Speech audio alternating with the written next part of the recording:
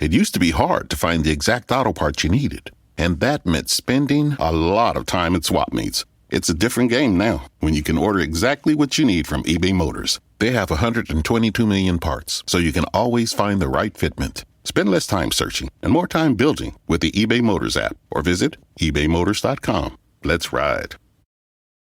Holidays are here, and so is fashionable fitness. Gift yourself a Samsung Galaxy Z Flip 3 5G, a phone that folds in half to literally stand on its own. Pair it with the Galaxy Watch 4 for ultimate wellness and wow factor. Check health stats, flex personal records. Over 90 activities can be tracked, like biking, swimming, golfing, and more. Invest in yourself with tech made to crush goals. Holidays open up with Galaxy. Shop it all at Samsung.com. 5G connection and availability may vary. Check with carrier. Products sold separately.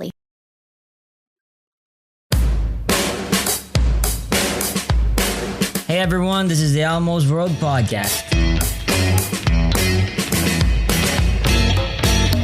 Bringing to you mind-blowing interviews with guests from all over the world. So settle down, relax, and enjoy the show.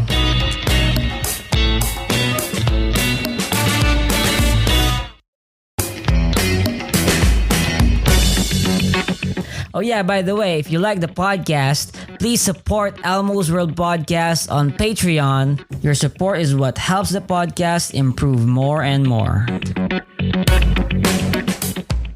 Welcome to Elmo's World Podcast. This is Elmo and my awesome friend Gil. Hey man, can you introduce yourself? Hey, yeah. Well, thanks for having me. I appreciate this. My name's Gil Sanders. I am a philosopher. Particularly, I'm a Thomistic philosopher. So what that means is that I follow, in general, the thought of Thomas Aquinas, and more broadly, the Aristotelian tradition of thought. So, just a little background. I'm from California, LA in particular. I went to Pasadena City College, where I studied under Edward Feser, for about 3 years. If anyone knows him, he's also a Thomistic philosopher. He's excellent. I would recommend you check out his work.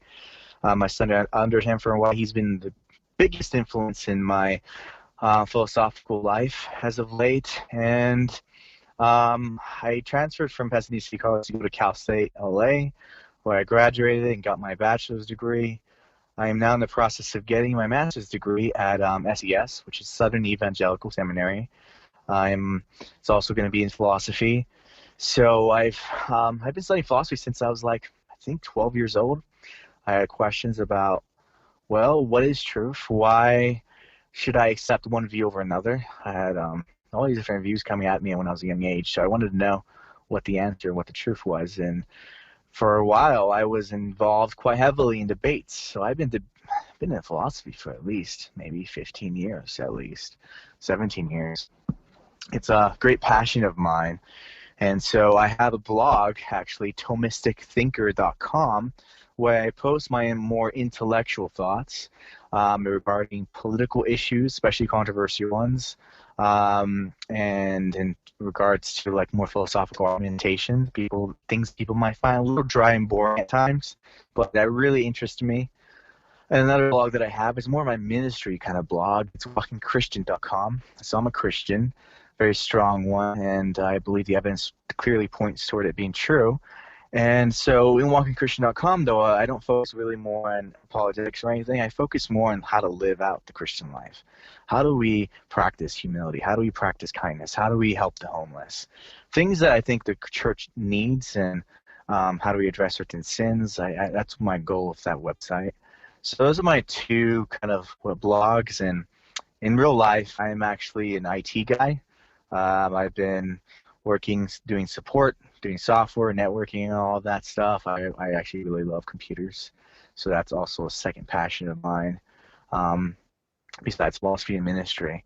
So that's a little bit of a basic rundown of what I'm up to. I'm actually living in Utah at the moment. Moved here about 2 years ago.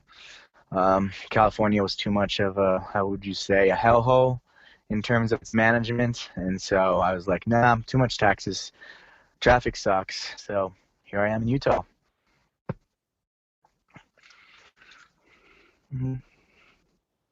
No, I'm a single guy, but I do have baby siblings that have been blessed with taking care of at times. So they are my pride and joy. Um, but yeah, maybe if Lord willing, I would love to have a family sometime of my own. So we'll see. Okay, okay. Well, I guess I wanted to ask you about God. Why are you a Christian, Yeah, bro? that's a big topic right there. Why? Yeah, why God? Huh? Yeah. So I have a friend of mine, Tim Shao. Him and I kind of created a paper called "The Contingency Argument in Plain Language." So our goal was to kind of talk to just a thoughtful layman, someone who's not really as deep in philosophy as perhaps I am, but yet communicate the ideas clearly in a way that's effective for them to understand. Like, okay, well, why do you believe God exists? Well, that makes sense. And so um, I guess just give some background. I was agnostic for a little bit. Wow. And that's because I was like, well, I don't think it's good to just simply believe because society says you should or because you grew up in that environment. I don't think those are sufficient reasons to believe something to be true. I believe we do have to have good reasons. So I think it's a great question to ask, well, why God? Why do we believe in God? Why do we have to have something like him? And I think the most interesting thing to first kind of point out is that humanity has always been in search of a greater, higher force, regardless of what religion you kind of seem to appeal to or are interested in. They always appeal to some higher force, some higher explanation for why things are the way they are. I do believe that we have been ingrained in our natures to pursue some higher cause, some explanation of things. And we can see this more readily in science. Science is constantly in the business of seeking explanations for things. Well, why does lightning work? Why does it work that way? What are the fundamental particles of the world, and how do we explain it? How did the world get here? How do humans get here? We have all these very interesting scientific questions about reality. And so the reason why we ask these questions is because we think there is an explanation. There is a reason for why there is something rather than nothing. That's the ultimate metaphysical question you can ask now. So you have all these smaller scientific questions. Well, why this? Why this? Why do we have an Earth? Why do we have humans? How did the world get here? How was the universe, formed? But we can ask even the more ultimate philosophical question, which is, why is there something rather than nothing? Right? It doesn't seem as if any of this had to exist. None of us had to exist. Our parents could have never met, and we could simply have never been. The world could have been otherwise. It could have just been a planet uninhabited, or there could have maybe not been there at all. Maybe some other process had changed. Something could have changed the entire course of everything that exists. Or just then there doesn't have to be a universe. So at least it doesn't seem that that's necessary. So when we observe these things like a tree, we call these things like dependent beings because they depend on their existence. They don't have to exist, right? It's not like 1 + 1 = 2. Like 1 + 1 = 2 is true in all possible worlds. It's always true. It has to be true. 1 + 1 is always going to equal 2. It's just by the nature of their logical relations that it has to be that way. But it's not the case that a tree has to exist, right? I mean, we know that because a tree can die eventually after a few hundred years or so, maybe even sooner than that. A tree will die, or if it lacks the proper. So too of humans. We don't have to exist. If we had to exist, if we were necessary, then we would be eternal beings. We would always exist forever. There would never have been a point in time in which did not exist. So I think it's super important to recognize that these are dependent beings. They're creatures that depend on something else for existence. And now I don't mean just there are two types of dependent beings, you could say.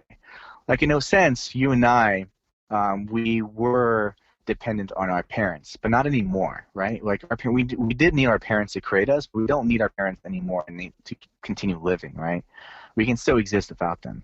So there is something what we call originating causes. It explains how we came to be. And then there are what we call sustaining causes, how it explains, well, what keeps us in existence right now at this second, right? So those are two types of, you could say, causes: originating causes and sustaining causes. Now, the question is, like, for us human beings, like, we don't need our parents anymore, but we're still dependent, right?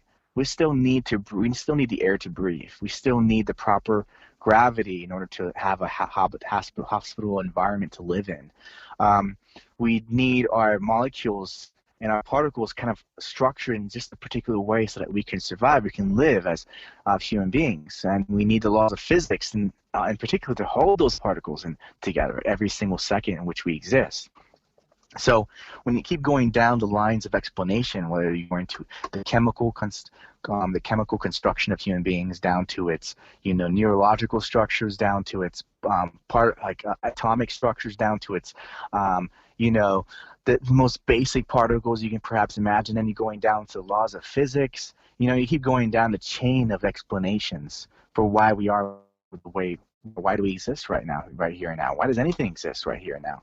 And so a lot of things in the world seem to be that way. Everything, the trees, the earth itself, the orbiting of the planets, they all depend on certain things in motion, or certain particles. And you can go down that chain of explanation as well, so that we have a series of what we call sustaining causes or sustaining explanations. But the thing is, we can't go on infinitely. We can't go on doing this for an infinite amount of time, explaining, okay, well, why does this thing exist? Oh, because the chemical structure. Okay, why is that chemical structure there? Oh, because it has this particular atomic structure. And then you're like, well, why that atomic structure? Oh, because there are these particles, these bosons or bosons and everything we can appeal to. They explain why that is. But then why do we have those fundamental particles then? Well, you might say, well, because we have like laws of physics and all that. So you can't go on infinitely, because then you won't have explanation for why anything exists at all. We'll just say, oh, well, we give up, no more explanation. But that doesn't seem plausible. I think we rightly expect there to be explanations for things, and we should seek explanations unless we can say and argue confidently that it's impossible for there to be an explanation, any further explanation. Like it's literally impossible. That's the only way.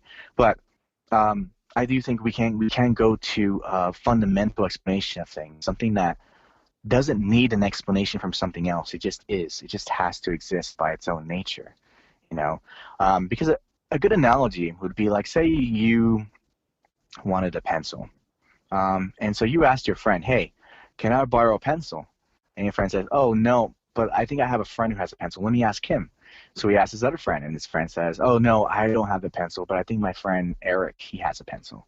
And let's say you keep doing this. It keeps going on forever and ever, and you say this happens for infinity. Well, are you ever going to get a pencil? Well, obviously, no. You're never going to get a pencil, because no one has that pencil. You didn't keep trying to ask for infinity, but you're never going to get it, because it goes for infinitely long. Series of people borrowing from each other, but no one has it. So that pencil is like existence. We're trying to ask, okay, why does anything have existence at all? Why is there something rather than nothing? Well, you're going to have to find something that just has existence in its own nature. He doesn't have to borrow from anybody else, because he has the pencil, or he has existence in his own nature. He has to exist. And so this being this is what we call a necessary being, a being that has to exist because of his own nature. And it seems like we need to appeal to a necessary being in order to explain why anything exists at all. Otherwise, things just exist for no reason, and that seems impossible. You might as well say that, why does lightning exist? Oh, because it just does. It just does. Or maybe for no reason, no justification, I simply say, oh, well, Thor. Okay, so I guess you're just saying that, because of the contingency argument, therefore God, right? Yeah, pretty much. If you want to simplify, yeah, definitely. We got this necessary being. This is God. I would say we have to do a few extra steps before we get to that. But I do think that once we realize there has to be a necessary being to explain everything, it's either a necessary being or infinite regress or some multiverse or other theories, though. But how can you? But because you're trying to prove this, I guess, rationally, rather than that you can't really demonstrate it, right? We're sort of using abduction in order to determine what could have been the possible cause and origin of the universe, right? But you can't really claim knowledge that it is just from the contingency argument, right? No, I do believe that we can actually deduce it. I know some who would beg the difference, say it's only a probability argument, but I am pretty confident that we can say that the contingency argument actually necessitates the existence of a necessary being, that it has to be that way. Just as the 1 plus 1 equals 2, 1 plus 1 necessitates the 2, the number 2. It's not just a probability. It's like, well, probably number 2. Maybe. We're just adducing it. No, I don't think it's an inductive argument or a probabilistic But I guess like argument. before we sort of deduction. dive more into the specific details of how you can arrive to like a classical theist God with all these attributes, just from having this necessary being. But I want to ask you, like right here and now, do you think that you can prove rationally that God exists 100%? Yeah, I definitely do. Yeah, and I think a lot of scholastic philosophers and the medieval thinkers also agreed with that. They believe that we can demonstrate the existence of God. So. Okay. Let's talk about you sort of have this argument about necessary being, right? And you put it on the table. How do you arrive from a necessary being to all the other attributes that you believe God has? Yeah, and that is an important question. So I think we got to understand the nature of necessity first. Like I was saying again, 1 plus 1 equals 2, that always is the case. It never changes, right? It's always going to be the case that 1 plus 1 equals 2, no matter what. And so when we're talking about necessary being, since we know a necessary being has to exist now in order to explain the world and why anything exists at all, otherwise nothing would exist unless we have an ultimate explanation for why it exists, then we have to say, okay, well, this necessary being, it can't change, right, in any fundamental way, because if it changed, then it wouldn't be necessary anymore. So if it was the case that 1 plus 1 could equal 3, maybe tomorrow, it could change, then it's not necessary. It didn't have to be that case. You're not saying it's a necessary truth. And so necessary being is not capable of change. It's impossible for it to change in any sense. And some people might say, well, okay, it might not change in its essence, right? It's not change in nature. But maybe it's possible for it to change like with its accidents. And accidents are things like, for example, when we're talking about human beings, it's essential to human beings that we are rational animals, for example. We're essential to our natures. But it's also the case that something like black hair, or it's accidental to my nature in a sense. Like if I dyed my hair red or something, that's an accidental change. It doesn't change who I am. I'm still Gil, right? I don't change my nature. Whereas if someone like tore my heart out and I died, I would no longer be Gil. I would be dead. That would be a carcass. It would no longer be me, right? That would be a substantial change to my nature.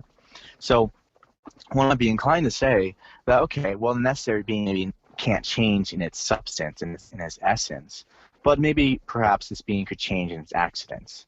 Now, I just find that remarkably implausible, just because it seems to me that well, how would it be that something has an accidental property, especially something that is necessary, right? So we have to kind of provide a metaphysical account. But I sort of think that this also answers the question of like, if God is this necessary being, and let's say that He is this perfect being, then why did He have to create something that's sort of outside of Him? You know what I mean? Like, did He need to, or did He like want to? If He did want to or need to, then does it mean that He's not perfect in and of Himself?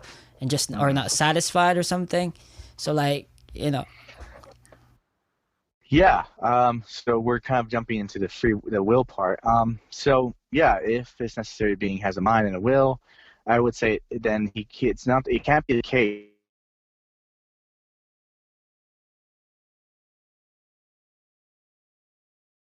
He needs something else in order to be himself, in order to be God. And that would mean he's dependent on something else. He needs to do something in order to be God. And that's just not what it means, because then he'd be a dependent being. That's a problem, because that's the whole point of why we needed to appeal to God in the first place, is to explain all dependent beings, like the tree, the universe, like myself. We're all dependent beings, contingent beings. So like if God is contingent on making something, then he himself is a contingent being. So then God needs an explanation for why he exists, right? So we can't have, so God by definition, since he's a necessary being, he has to be able to be free insofar as he's able with respect to creating or not creating. There's nothing about the nature of the universe that makes it such that it has to exist or that it has to be created by God. nature that necessitates that. So, okay, so coming from this, then, why do you think God, who is perfect in and of himself, not really needing or wanting to create the universe, why does the universe exist then? Yeah, well, the universe exists. I mean, I think it comes from the fact that God has perfect goodness, like you're saying. He doesn't need to. It doesn't necessarily mean that he won't have any desire to in some way. He could still choose to create something. And the reason perhaps he might choose to create it is like, well, in terms of perfect goodness, there's a perfect goodness theology. The best way to perhaps explain it is that you have a perfect overabundance of good. So it just seems natural, like since God is a person, I mean, God is a person in some sense, has the personal traits. I want to go to neo-theism, but because we're classical theists, but we will say that God has personal traits in some sense, and that includes having love, and so love, like I think God would want to express himself, not necessarily, but it would be like, hey, there's this perfect goodness, and I would like to share this goodness with other creatures, and it seems to me that that's perfectly legitimate reason. He doesn't have to do that. He doesn't have to create anything. He doesn't have to share his goodness. Like I could give someone a gift. I wasn't obligated to give that person a gift. It's not like I felt guilty or I owe this person. By definition, the nature of a gift is such that I just simply want to share some goodness with other people. I want to share. I want to do a good act for other people because I love them. I care about them. And so in a similar way, God is doing it as an overextension of his goodness, you could say. He wants to share his goodness with creation, with creatures. And that's the basic standard classical theist answer. I think we can't really delve too much into it insofar as like we're limited beings. We don't have direct access to the mind of God. But that's what the great traditions have always said, is that God did it because he wanted to express his goodness. He wanted to share his goodness with the world. Okay. I guess in that sense, yeah. But if God wanted to create this universe out of the abundance of his love, it's to glorify, I guess, out of his glory too. Like why do we have this fallen world? Like why evil? I guess. Okay.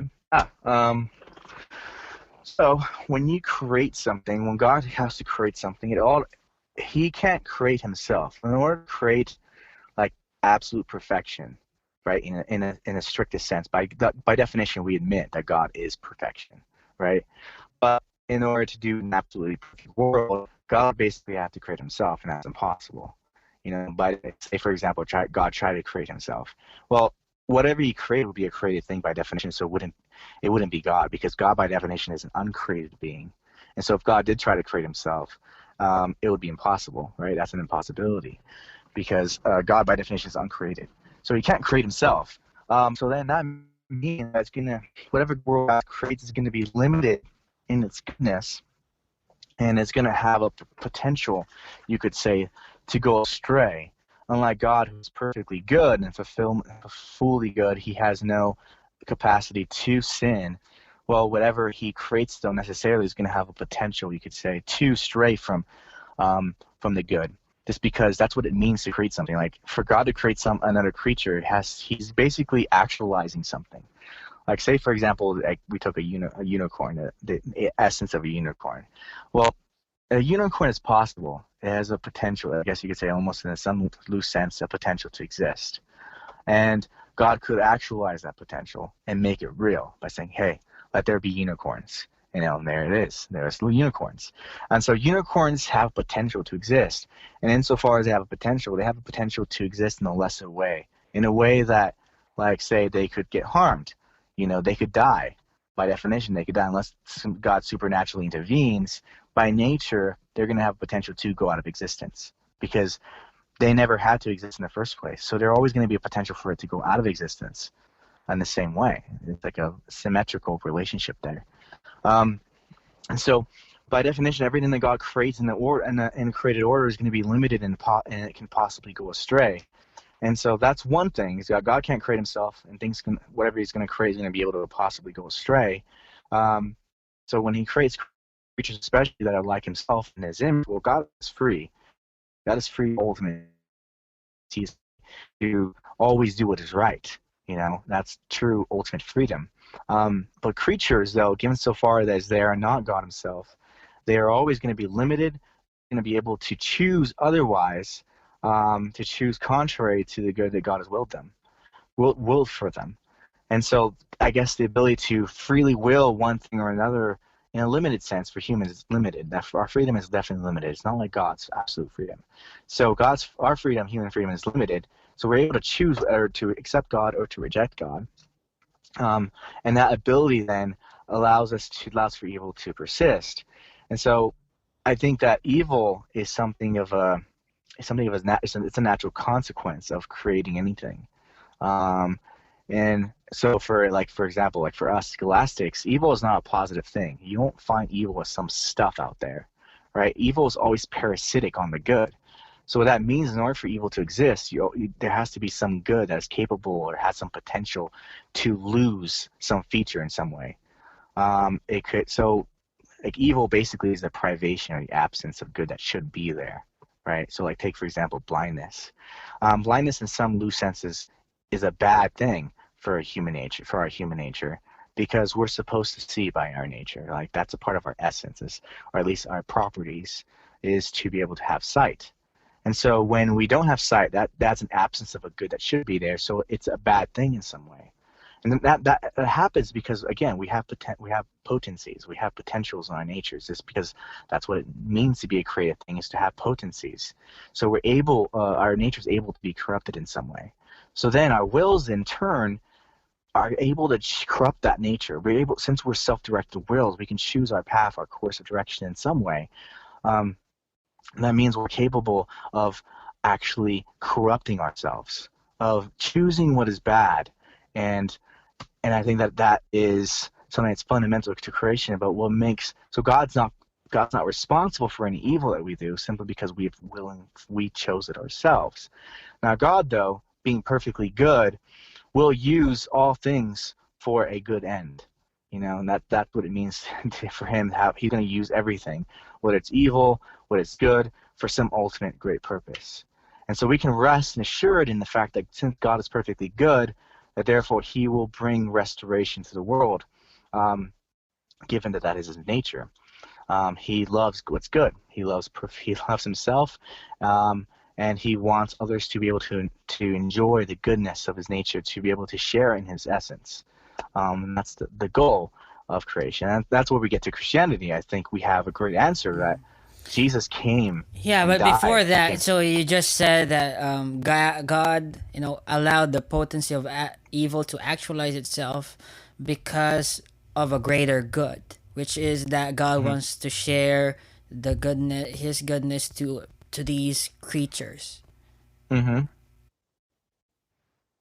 Yeah, basically, I'm not sure if I want to say actualize evil or anything, but God didn't actualize evil. But he allowed others to choose. First, he has to create creatures that have a potential to choose otherwise. I think it's impossible, in fact, metaphysically impossible, I think, for God to create a creature that can only choose good, because of the fact that every created thing has to have potencies, has to have potentials. So it's metaphysically impossible for God to create a perfect world without, because a perfect world would mean he creating himself, and he can't create himself. So whatever world God's going to create is necessarily going to have to be capable of choosing evil. So that's necessary. It's not as if God could have created a different world and made it perfect, but whatever world he's going to create is going to have to be capable. Right, exactly. God cannot create an absolutely perfect world. Okay. Yeah. So does that mean, though, in heaven it's sort of not a perfect world, right? Because in heaven, that mean that we still have this potency for evil?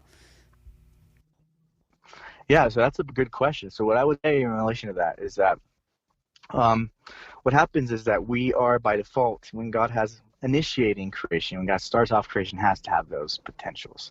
But I think once we have experienced evil, once we have seen it, our souls can then make a choice, because God can't make us out of the box, as it were, make us choose to do what's good without making us completely robotic, you could say. I know it's like overused example, but God can't make us that way out of the box. But He can make it such that once we have experienced evil, then we accept His salvation freely.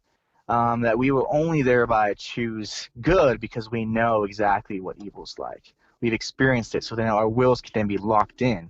We lock our wills in because it becomes more mature.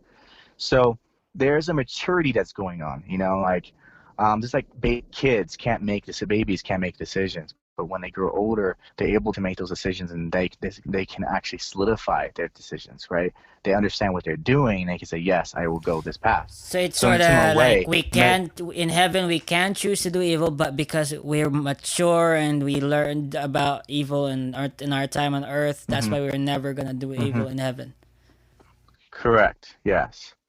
We're not going to do it. So, and I think I might even go so far to say we might not be even able to, because we wouldn't want. Like I think there's a certain way in which we would surrender ourselves to God. We were willing to choose, say, "Hey, God, I don't want to do anything with evil again." And God removes even the possibility of evil at that point, because we're so united with God that we become one with Him. A certain oneness, a unity there that prevents that from happening. So. I'm willing to modify that's tentative, because I know it's like there's a lot of metaphysical issues going on in there. The idea to me is that, the reason why angels, for example, don't receive salvation is because once they choose, they have such higher wills. They're not made of matter. Like we are material beings. So once they choose something, they choose it permanently. There's something about their immaterial nature that makes it fixed, to the point that you can't choose otherwise anymore. So it's kind of like a paper. Like once you crumble a piece of paper, you can't make it straight again. It's going to be crumbled for forever. And the same things. There's something about the immaterial nature of angels that makes it such that they're corrupted forever. Their natures are like that. You cannot uncrumble that paper. Okay, so you sort of had these arguments, from a necessary being, then a God with a will, and then you sort of explained why there is evil here. In this universe. Okay, but how about there's so many religions out there, that in Islam, so many Unitarian Christian religions too, why Christianity though? Yeah, no, that's a really good question. So there are quite a bit of religions. Everyone's seeking out for some higher cause, like I was appealing to in the beginning. So what I would say is, given the convenience can't change, and it can't be made of matter, because material beings can always change, right? By matter, it can always change in location. It can change. It can be like you can destroy a particle and to make it into some other particle, other type of particle. So there's always something about material entities that make it capable of being changed or going out of existence or something. So God can't be material. He has to be mind. He has to have a will. And so what that means is that there can't be a duplicate of God. There can't be two gods in principle. And so the reason why is because imagine you have two identical pencils, like two identical in every single way down to this very last particle, perhaps you could say. And you'd say, well, what makes them different? I have these two pencils. They're identical in every single way. What makes them different from each other? Well, what makes them different is that this pencil on the left has this bit of matter, and this pencil on the right has this other bit of matter. So matter makes them distinguished. It makes them different from each other, right? Because they're separated by time and space, you could say. They're separated by their material multiplicity, now, basically. When we're talking about so we have that, what we call the principle of individuation. What individuates it? What makes this thing different than the other thing, even though they're identical in every single way? Well, it's their matter. Now, when it comes to God, can we have a duplicate of God? And I said, no, it's impossible, because first, we don't have matter anymore, because we know by definition God cannot be a material being. By his nature, he's a necessary being, so he can't be material. So you can't use matter and say, well, the reason why there are two different gods is because even though they're identical in every single way, they have the exact same properties and everything, is because this God has that bit of matter and that God has that bit of matter. No, that's not available to us. We can't appeal to that. So we have to appeal to something different. Let us say, well, maybe this this God has one property and this other God has a different property, these two different properties, you might say, that one has and another hasn't. But then you have to ask yourself, well, why does it have that property though? Like, why does one have it and the other doesn't? They're necessary beings. It's kind of like, wouldn't they have the exact same properties? Shouldn't they have the exact same properties? And it seems like they would, because if it's a good property to have, then both beings should have it, right? Because that's what it means to be a necessary being, is for both to have, all the properties that they should have. It seems like it's impossible then to appeal to property. So, well, this one has this property and that one doesn't have that property. We then have to say, well, okay, since they're material, we have to say, like, okay, well, there's no real difference in there. Basically, we call them, so we say they're two gods, but in reality, they're just only one, right? And so, in order to say it has to be two gods, you have to have something what we call a difference-making principle. Well, what makes this necessary being different than this other being? And we can't appeal to matter. We can't appeal to properties, because necessary being, what we call necessary being, what we call God, is the fullness of being. He has all being, full actuality. So if he has full actuality, then there's no actuality that one has that the other lacks, right? Because it's fully actual already.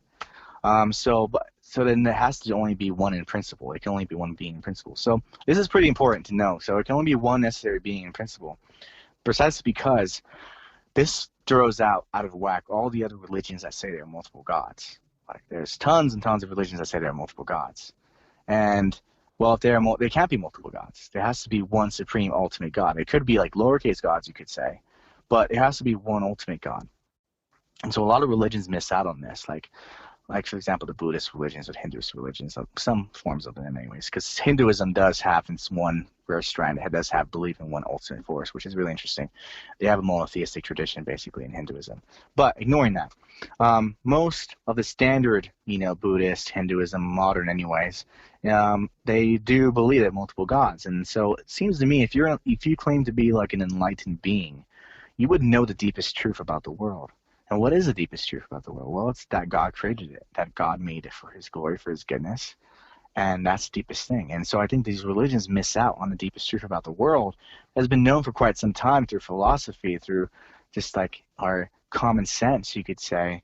There has to be some ultimate explanation of things. And these religions are missing out on that. They don't have any story like that to tell about the ultimate creator. And I think that misses out substantially. Now, if we want as humans to thrive as human beings, we should know the truth, because that's our purpose. Like, our mind's purpose is to know the truth. And so if we don't know the deepest fundamental truth about it, then that religion is radically deficient. And so I think this really narrows it down to like the major monotheistic religions, whether it's Islam, Judaism, Christianity. Those are the major monotheistic religions. So if God had revealed himself, it would be through one of those. So maybe all of them, if you believe that, it has to be through one of those. And so I think that God would reveal himself in such a way that he would give evidence of existence, that he manifested himself or revealed himself in a certain way. So, like, if I was to reveal myself to you, I would give evidence of my existence. I would kind of go take a plane there, or like maybe do a FaceTime chat with you or something. I would give you evidence that I exist. I'm not just some robot, like I'm some supercomputer that you're talking to right now. I would give evidence of why I am, and I'm a real human being, And so God would, I believe, would do the same, and he would do it in such a way that it would be publicly available evidence, right? That he would manifest himself through publicly available evidence. So, for example, like just imagine like Muhammad, he met with a private angel. He had a private experience. Now, that's not verifiable, though. You can't verify. You can't go say, okay, let me see if that angel really did appear to Muhammad. No, by definition, only he saw it, right? No one else saw it. There was no other witnesses that were there to see it. So you can't confirm it. Well, and the same thing with like Judaism. I mean, Judaism did have publicly available events. That's one thing that it had going for it, like, the Red Sea. But the problem is that a lot of that evidence that we have is kind of like buried or lost. And so the Egyptians may have known it, or they may have not wanted to report on it, like the plagues. So we do have evidence there, historical evidence, but I don't want to get into that as much, because I think the most definitive evidence that we have is the resurrection of Jesus Christ, right? I think, as Anthony Flew said, he was a renowned skeptic, and he said the quality of evidence for the resurrection of Christ is unlike any other religion that I've ever studied, he said. It's outstanding in its quality. And it's because it meets things that we would not expect. It has historians who are even non-Christians accepting key historical facts about, say, Jesus existing. Every historian agrees with that. Every serious historian agrees with that. They agree that he was crucified and died on a cross in a brutal way. They agree that he was buried in a tomb and that there was an empty tomb consequence of that, and that therefore from there were witnesses, 500 witnesses who witnessed his resurrection, post-resurrection appearances, you could say. So these are like 5 attested to historical facts. Now the matter is a simple question of like affirming which one is which best explains those facts. And William and Craig does a good job of outlining such a case. So I'm just going to briefly go through that, but I believe that the best explanation is that, well, Jesus did rise from the dead. You know, that's why Christianity survived. I don't think Christianity could have ever survived if he did not rise from the dead, because you had a lot of dying messiahs. You had a lot of messiahs back in that time. Simon Bar, I believe it was. He was one of the most famous of the messiahs, and he died. But no one thought, okay, let's resurrect him. Let's make him some kind of almost deity figure or something like that. No one ever thought of that because it just seemed ludicrous, you know. They'd call your bluff right away, you know. Well, yeah, Jesus rose from the dead. Yeah, okay, here's the bones, you know. Or they could just prove that, oh yeah, the disciples stole the body. And why would the disciples go so far to be willing to die for something that they knew explicitly to be false? You know, they were wrecked by the idea that Jesus died on a cross. You know, they were completely distraught by it, and we know that through the eyewitness testimonies, through their own accounts.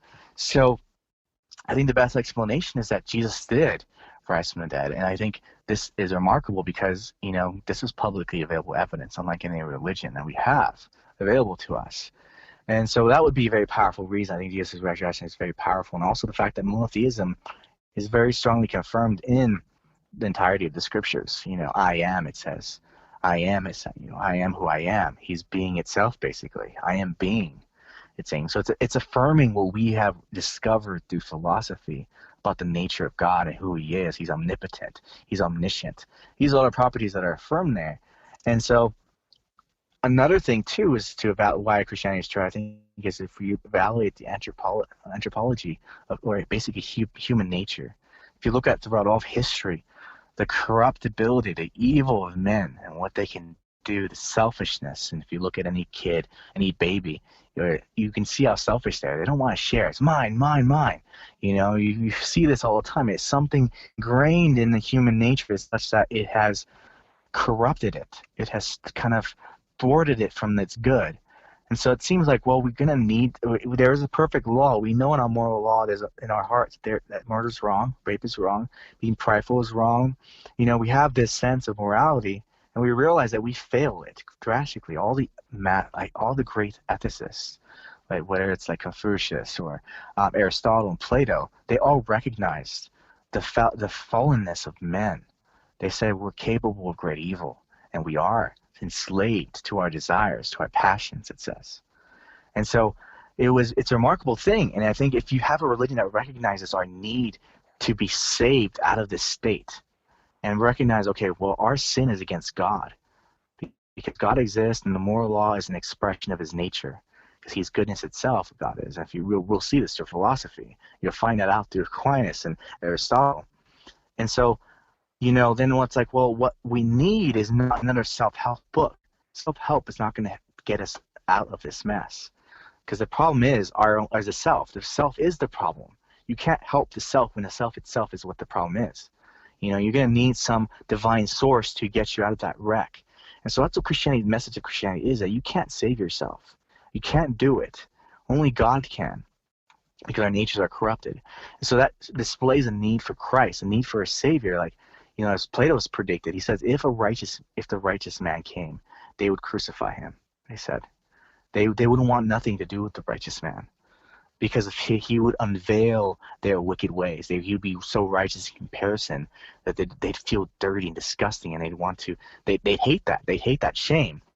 And it's easy for people to think of themselves as good by comparing themselves to the lowest common denominator, which is Hitler. Oh yeah, I'm a good person. I'm not a killer. But it's easy to do that. But when you realize how hard it is to be a good person, as Aristotle, Confucius, and all these other philosophers have realized, is you have to do what's good for the right reasons, at the right time, in the right circumstances. You have to do, it has to all be in place. You cannot have that thwarted in every significant way. It's extremely hard to be good. And those who think it's easy to be good are only comparing themselves to like the lowest common denominator. So of course it's easy to be good if that's all you have as a standard. But if you have Christ, the perfection coming in the God-man, coming down, and you're obviously going to be completely ashamed by his holiness, by his perfection. You don't want to kill him. This is Plato predicted, and that's exactly what happened. They didn't want anything to do with him because he was revealing the corruption of men. He was revealing their sin. And so that's what makes Christianity so captivating, in my opinion, is that it is really what we see. We see the depravity of man in real life every day. If we really give it a serious look, we see that. We see how we fail to live up to the moral standard, the moral law. And we see that, okay, through nature, we see God has to exist, and we failed him. We fail to live like him because we're made in his image. We fail to be like as him as we're supposed to be. And so Christianity is given the message that we can't be saved but only through grace, through faith. We can't be saved by our works. And that's an astounding thing. That's a radically astounding thing. And it's radically true, though. No matter what we've done, humans have tried over and over to create a utopian society, to create a great society in which we all live in, but they all fail. They all fail because humans are destined to fail by their nature.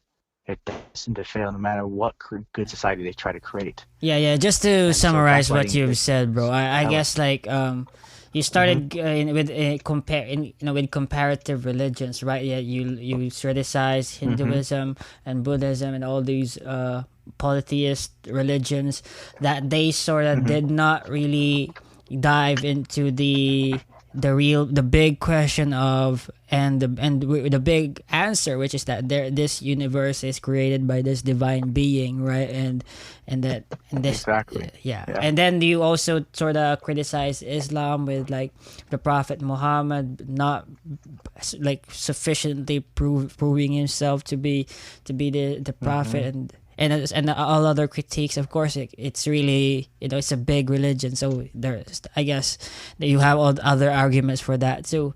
And then you sort of moved into Christianity, right? And say that look at the historical reliability and the mountains of evidence that Christ was resurrected, and then I guess from that too you sort of moved into the Christian narrative and how it reflected the state of humanity, right, from the beginning to the end, and it just matches exactly what we see from history, right, and all this. Yeah.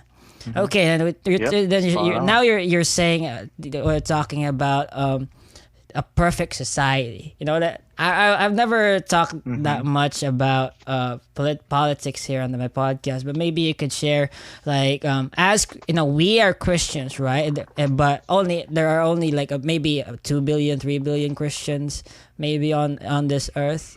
What and not a lot, and most of them are just cultural. They were just raised, don't really care about it. It's not really a huge part of their identity.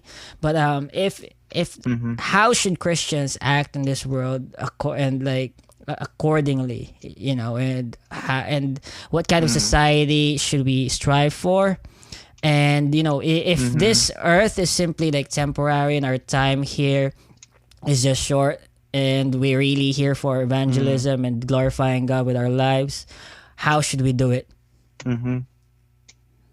Yeah, that's an excellent question. So Scripture says, seek first the kingdom of God, and all these things will be added unto you. And it also says that we wish for heaven to be brought down onto earth. We want the things of heaven to be on earth. We want to bring that down here, as Jesus, the Lord's Prayer says. So I think those are good examples. Like what God has said about government. What's the purpose of government? Well, the purpose of government is to establish order, to establish justice, right? A sort of justice, as Romans 13 says. So those are important key factors, because the purpose of we need that justice. And why do we need that? Well, because as we pretty just pointed out, humans are corruptible. If given a chance, they would sin. All would sin in some way. So I think Another example I like to give is Plato's Ring of Gyges. Basically, it's kind of like Lord of the Rings, which is one of my favorite movies of all time. It's basically the power of invisibility. Now, if you had the power of invisibility to do whatever you wanted and never get caught, like that opens up the heart, the evils of the heart, the wicked chambers of the heart, incredibly, you know. And so if you're able to do it and just get away with it, then you're going to do a lot. You're going to do evil in order to benefit yourself, in order to benefit those maybe you care about in your own group, right? But you're going to do whatever it takes, and that invisibility is a very tempting thing.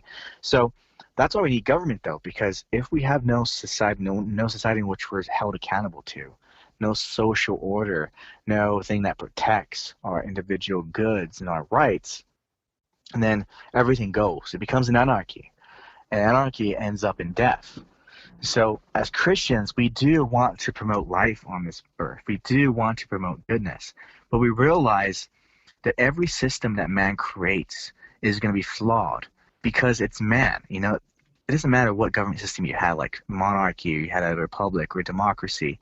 If you had angels in all of those societies, in all those systems, it would work. Right, a monarchy would be perfect if you had angels, all angels ruling, and you had angels in that society, only angels in that society. Well, you'd have no problem. And the same thing with democracy, or same thing with the republic. Every government would work if you have perfect beings in it, but you don't have perfect beings in it, so therefore it's not going to ever be a utopia. So the first thing we have to do as Christians is disillusion ourselves from the idea that the government can solve all of our problems. It can't.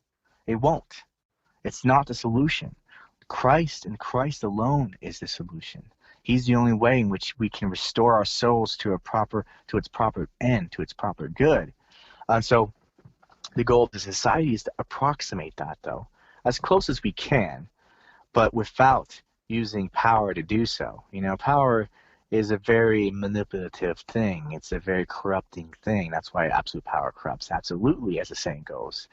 And so I think we need to be weary of that and realize that, you know, if any human has too much power, it will definitely lead to a lot more corruption. And so that's what led to the idea of like the republic, and that came from like Aristotle in particular, when he was talking about it in politics. He said that we need the balance of powers so that no one power has the absolute power. This is why Aristotle advanced the idea of a balance of powers, because anyone who has too much power can get corrupt. So we do need a counterbalancing there. That's why the republic seems to be a great idea, but it's not going to be an infallible idea. Also, no government that we create is ever going to be foolproof. It's never going to be perfect, and every government, in fact, is going to be capable of destruction. It's going to be capable of destruction because we're capable of destroying ourselves by choosing what is wrong, what is evil. And so long as humans are in this system, so long as fallible, sinful human beings exist in these systems, or it's a public or anything, or it's going to be capable of destroying itself. And I think that's what we're seeing in America today. Is my personal view, is that we're so divided in our values that we're seeing a great division, and that's going to end up being self-destructive if we don't resolve that. If anything, it might lead to a civil war, or it might just lead to a loss of power in America. That can happen. So the idea of for Christians is simply support governments that are about not solutions to man's problems, because no government can ever be a solution to man's problem. But we do advance, as far as government is concerned, is the idea that there can be trade-offs. A government is simply a matter of trade-offs. Like we're able to minimize as much as we can, but if we do try to minimize it, some other evil may seep through, in some other way. Like it's, for example, a classic example, like say you have a sinking ship and you try to clog one hole up, but then another hole kind of appears somewhere else in the boat. You can try to minimize as much as possible, but at the end of the day, since you have humans, it depends on humans being upstanding citizens and relying on God for their good, for the society to thrive. That's why it's so important. That's why the founding fathers found religion so important and crucial to the good of society, is that if we're not bound together in unity in Christ, in God, and that he is not directing our hearts toward the good, because we need the Holy Spirit to do that. We need him and his help to do so. If that's not happening, then no society is ever going to survive. And so what's happening, I believe, here is that we're seeing the collapse of society. So, you have all these holes in the sinking ship appearing. So what they do is they patch those holes up, but they're not solving the essential problem, which is man. So like, for example, poverty. Poverty is a problem. We all agree that poverty is a bad thing. We don't want poverty. If we can help it, we want to help those in need. But the problem is that what causes poverty? And a lot of things cause poverty. It could be stubbornness of man, pride, being involved in gangs, letting unforgiveness in your heart fester. It's also a fact of laziness, making bad decisions. You've made bad decisions. You maybe you slept with some girl and she had a child and you didn't want to support her, so you had a child out of wedlock. So now team that has to step in and say, okay, well, we'll give you some child support or something. We'll help you this way. And so what the government doing is it's patching up holes that have been created by sinful actions of human beings, and it's not solving the actual core problem. If anything, it just allows us to continue in our sin even more, because we realize, well, if we're not going to have much consequences for our actions, but at least our actions have minimal consequences, then we continue even doing more of this sin. Like, why not? The government's going to step in, it's going to help us, it's going to give us that paycheck, and that's the opposite of what a Christian should want. A Christian should want to not solve our problems through the government, but through Christ, churches, through local work in the communities. This is what we call in a philosophy, Thomistic philosophy, we call it principle of subsidiarity. I might not be pronouncing that wrong, right? But I think it's principle of subsidiarity. And so basically that principle says that whatever can be done at the local level should be done at the local level, right? Because the local community knows their needs more than some bureaucrat that's located like 2,000 miles away from them. They know their own needs more than that bureaucrat. Bureaucrat's going to have his own goals and his own agendas and his own interests. Whereas, like, say, my family, if I'm taking care of my family, I know what they need, and I'm able to give that money to them. Whereas I don't know what someone else is doing 2,000 miles away and how they're spending their money and who they are even. I can't trust them. I don't know who they are.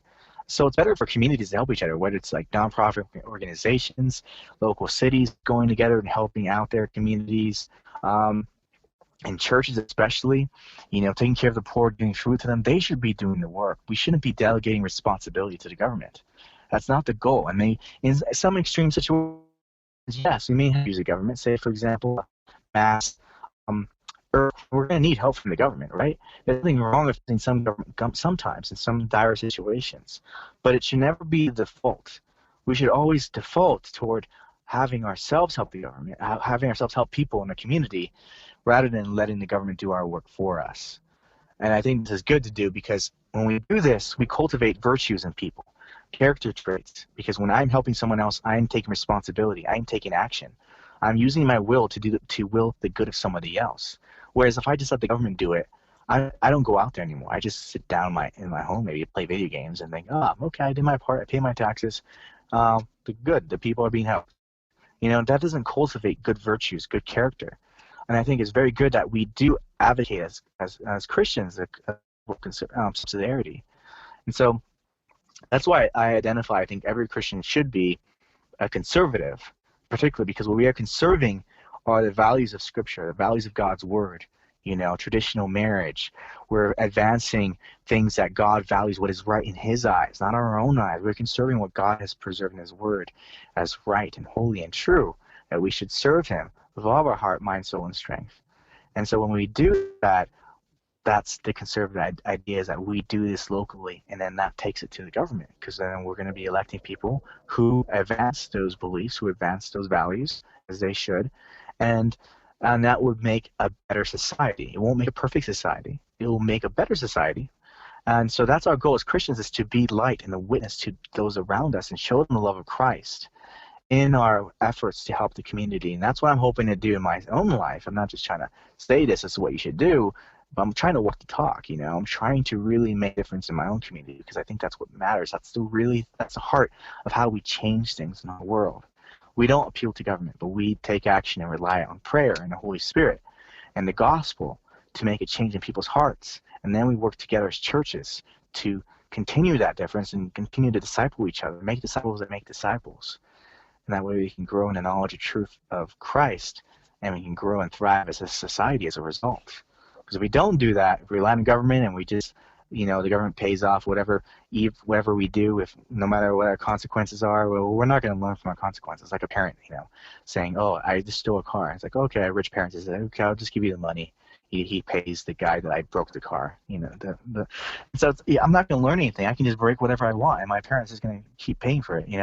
That's not a way to make a society thrive, and that's what our government is doing right now. It's just patching things. It's acting as if it's almost replacing God, because we're relying on it so much for our well-being now that we're not taking matters into our own hands and depending on God, but we're depending on the government. So I think our role as Christians is to simply build things, build a society, build a family, build our own schools, build our own literature, do that and build our own music, and do that in such a way that influences the world, because what the world's doing is it's influencing our kids. We have trash music these days. We have trash programs these days. Let's create our own entertainment industry. Let's do these things. Let's build it so we can make a difference in the world. So that is what I think the Christians call to do. Okay, cool. Then that's on a societal level, right? But that's your view, right? Correct. But I want to, I guess, Right. go in the individual level and just ask like an existential question. Being a person who like you, who believes in Jesus Christ as his Lord and Savior, what is the meaning of my life? Am I just here for evangelism and glorifying God and everything? Like, how should I live my life? Should I try to be myself? What does that mean? Yeah, no, those are really good questions. So the ultimate purpose is the more generic, general response, is like you're saying. Ultimate goal is to share in the glory of God, to glorify God and to share in his glory. God will share his glory, but not in a sense that we take of his glory, but we're going to be participants. He's going to glorify us. When we humble ourselves, God glorifies us, it says in Scripture. So that's our ultimate end. And I think that's a very mighty, glorious end, I believe, because imagine whatever else you can do. Imagine like you can go become an expert mountain climber. You can become a very strong person. Go work out and become an expert at that stuff. You can do whatever you want, IT or whatever it is. And that would be good. There's value to that, but those things are always temporary, right? We want to seek something eternal. I think that's what our hearts are longing for. There's an eternal desire for something greater than our lives. Like there's something monotonous and mundane about the everyday affairs of life. We get up and go to work. We come back feeling tired, exhausted. We have to do more, take care of more responsibilities. It just becomes an endless thing. And that's what I've noticed about humans. Like, not just about myself too. You're like, okay, if I get out of high school, I'll be happy. Maybe I'll be happy if I go to college and have to go to these parties, maybe. And you might say, okay, well, I've done that. Now if I end college, I'll be happy. If I don't have college, I'll be happy. And then they say, okay, if I get this job, I'll be happy. And they get the job. And then it's like, well, if I get a pay, then if I get great pay, then I'll be happy. The goalpost of happiness is always ever changing. And whereas with God, he's eternal, he's infinite, and he alone can satisfy that infinite craving we have in our hearts. Because if you realize, why do we keep having craving for more and more and more entertainment, more of this, more food, all that stuff? I mean, part of it is because our biological natures is that way, but also because I do believe we have an endless, infinite desire for the infinite in our hearts. And so when we orient our desire to God and we make him the foundation and center of our life, then we're like, whoa, I want to be in love with this being. I want to know his presence. I want to see his face, as the psalmist says. I want to pray and cry out to him. I want to love him more passionately than any woman that I could ever imagine here, because he is the love of my life. He gives me breath at every single moment. I love his truth. Like, I think knowing him is an ultimate purpose, and it's the most beautiful thing, because by knowing him, you become shaped like him. And I think, I forget who the writer was, but there was a story that was told about in a village of a statue, and there was a statue representing the future being that would come, a wise person, and that would change the society, and they're hoping that this person would come. And so one of these days, when he was fascinated by a statue, it was a beautiful statue of a very wise man, a very wise figure, and he would look at it every single day because he wanted to be like that. He wanted to be wise. And he eventually became the wise man that was foretold would occur, but he didn't know it, and he died not knowing it. He thought he would find that wise man, but he became wise. And I think if we simply attune our senses and our drive and our focus on seeing the wisdom and truth and glory and love of God, and we see him as beautiful and eternal, there's nothing more perfect than he is. We fall in love with that. We fall in the door if we wake up every morning just seeking his face, looking at it, staring at it, and wanting to be like it. Your face will too conform in that way. You will become wise. You will become holy. You will become a servant of God, making a difference in people's souls and lives, right? Because if you don't look at a person as just a piece of flesh, you don't look at a person as just a temporary being. They are souls. They're eternal souls now. They have life there. And so when you make a difference in someone's life, you're dropping a ripple effect in their whole life. Like it just seeps through their soul, and you want that. You want to give them a taste, a drop of the divine love, the divine flame that is in our hearts. And so I think if we have passion for that, if we seek that wholeheartedly, if we see God for who he is, make that our center of focus, and everything else will be added onto us, because he's our love. He's our great Father, and he provides for us. And so I think in a more practical way, more concrete way, I think that can manifest itself in very different ways, right? Some people have been given the skill of philosophy. I know I've been told that I have that gift, and I do believe that I want to use that for the good of this world. I want to show God's truth. I want to defend it. And that's what I'm passionate about. I'm honored and pleased every day that I even have a mind that's capable of grasping it. Like, I could just one day die. I could just have some kind of brain disease or something, tumor that can prevent me from thinking. It's a great honor and a great priceless privilege to be able to contemplate the eternal divine truths, because that's a precious thing to me. And if you realize how incredible that is, you're never going to take it for granted. You're always going to give thanks for it. And so that's the way I'm doing it in my own capacity. It's like, figure out what are the gifts that God has endowed with to you. Are you really a great, excellent communicator? Then do so. Go out there and communicate God's truth to the world so they can see the light and love of God. Are you really good at nurturing people? Maybe you're really good at nurturing kids. Go out there. Take care of the kids. Show them the love of God. Show them how they should live. Show them the moral law so that they can treat each other with dignity and love and respect, and they can do it all for the glory of God. Do so in any capacity you have, because you can do it, and God has given you that capacity. God has given you the lips and a tongue to speak and proclaim his praises, to proclaim his truth. Maybe you're just a quiet guy, though. Maybe you're just like, I'm an introvert. I can't really communicate well. I can't do that well. Well, there's other ways you can help. Maybe you're just like amazing at IT. You can make amazing, beautiful websites, like amazing artistic pieces of work. You can glorify God in that too, because God is an artist. Look at the skies. Look at how beautiful every single day it is. The seasons, the changing of colors, the gradients, the shadings, everything that God has done. It's amazing. And so you want to honor God by doing that, by doing your best, by creating artistic works that glorify him. Like God, you inspire me, so I want to create a website that is even just a little 10% or at least a little drop in comparison to your beauty, So you can find all these ways and concrete ways, I think, in your life that God has given you. All of us have some gift that God's given us. And if we don't know what that is, we can pray for it. Seek it out. Go and do something. Don't just say, I don't know my gift is, so I'm not going to do anything. So a lot of times you have to find your gift by doing. Just doing it. Just go ahead and go out there and do it. And you will find that gift. God has given us all a gift.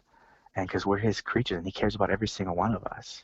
So that would be my advice to people, is to kind of just seek God in all that you do, and he will honor you.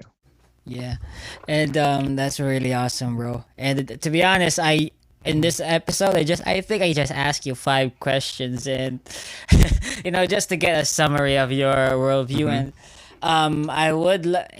it's over an hour now, and it's been awesome talking to you, bro. But I wish that we could schedule another episode and really focus on a specific topic and dive into the intricate details of this. But today, I just want to get to understand what you believe in terms of everything, I guess. And that was an awesome answer. And I really love having you on this podcast, man, bro. dude, Thank you so much appreciate for it. your time. It's awesome. Yeah, thank you so much for having me. I wanted to talk to you, man. I'd love to come in again. So that's the end of it. Thanks for tuning in, guys. This is your host, Elmo Ador Jr. And thank you for listening in. And please subscribe. Please follow us on Facebook. Please follow this. Please. Thanks.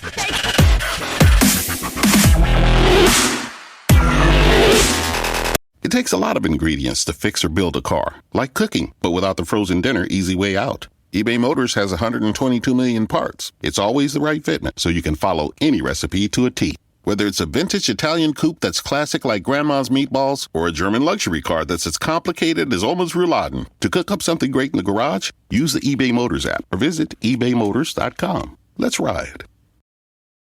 Holidays are here, and so is fashionable fitness. Gift yourself a Samsung Galaxy Z Flip 3 5G, a phone that folds in half to literally stand on its own. Pair it with the Galaxy Watch 4 for ultimate wellness and wow factor. Check health stats, flex personal records. Over 90 activities can be tracked, like biking, swimming, golfing, and more. Invest in yourself with tech made to crush goals. Holidays open up with Galaxy. Shop it all at Samsung.com. 5G connection and availability may vary. Check with carrier. Products sold separately.